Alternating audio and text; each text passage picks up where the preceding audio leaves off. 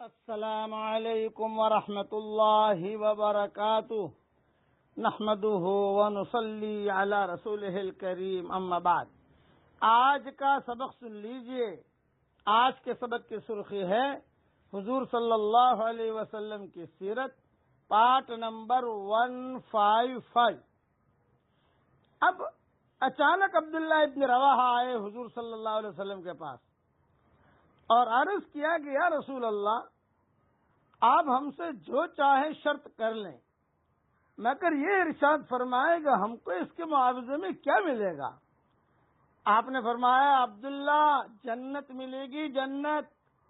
تو عبداللہ ابن رواحہ نے عرض کیا ربح البیع، بڑی نفع والی بیع ہے، بڑی نفع والی خرید و فروخت ہے۔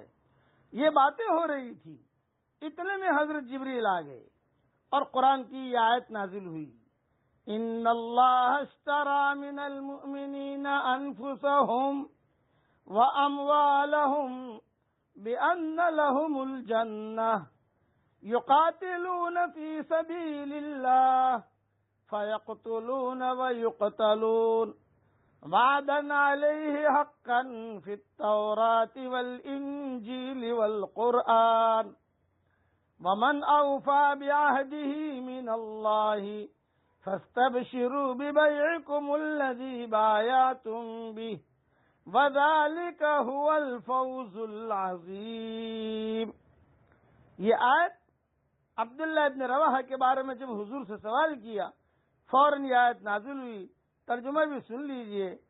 بے شک اللہ تعالیٰ نے مسلمانوں کی جانوں اور مالوں کو بمعاوضہ جنت خرید لیا ہے۔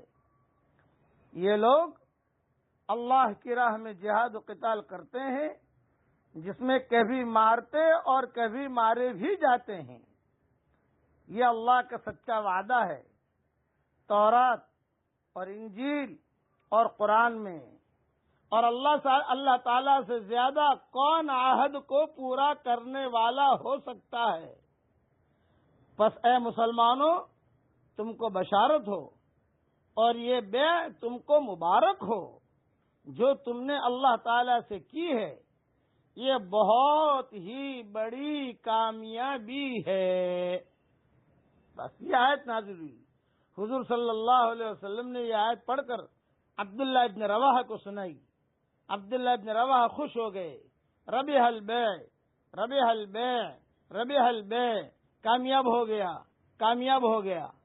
روایتوں میں آتا ہے جنت میں ایک بازار لگے گا، جنت میں ایک بازار لگے گا، جس نے یہاں اللہ عز و جل کے ہاتھ اپنا جان و مال فروخت کیا اور سب جان و مال اس کے حوالے کر دیا، اس کو وہاں اختیار ہوگا کہ اس بازار سے جو چاہے بلا قیمت لے لے، فری لے لے، جو چاہے، اس لیے کہ وہ قیمت جان اور مال کی پیشگی دے چکا ہے۔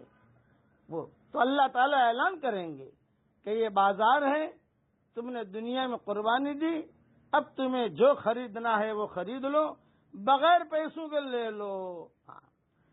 اب جو ہے عورتیں بھی بیعت کے لیے آتی تھی، تو مسند احمد اور معجم طبرانی میں اسماء بنت یزید رضی اللہ تعالی عنہا سے مروی ہے کہ حضور صلی اللہ علیہ وسلم نے ایک جملہ کہا، انی لا اصافح النساء ولکن آخذ علیہن ما اخذ اللہ علیہن، میں عورتوں سے مصافحہ نہیں کرتا، صرف اللہ کی اطاعت کا عہد لیتا ہوں۔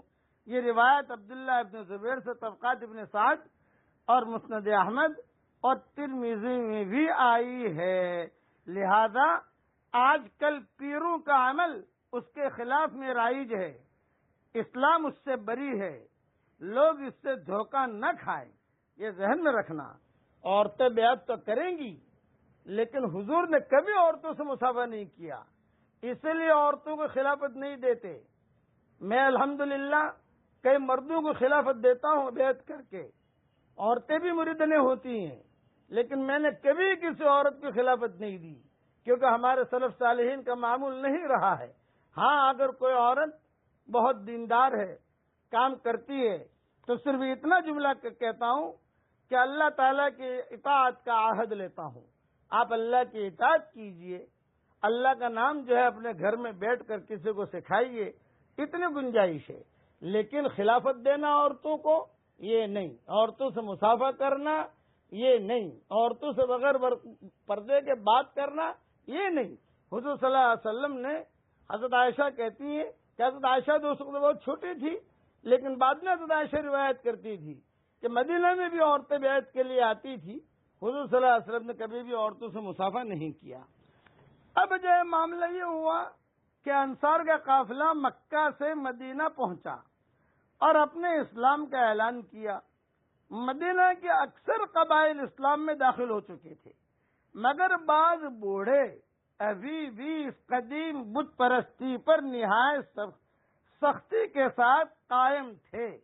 من جملہ ان کے ایک بہت زبردست قصہ ہوا مدینہ منورہ میں، اور بہت ہی دلچسپ قصہ ہوا. یہ کل انشاءاللہ بیان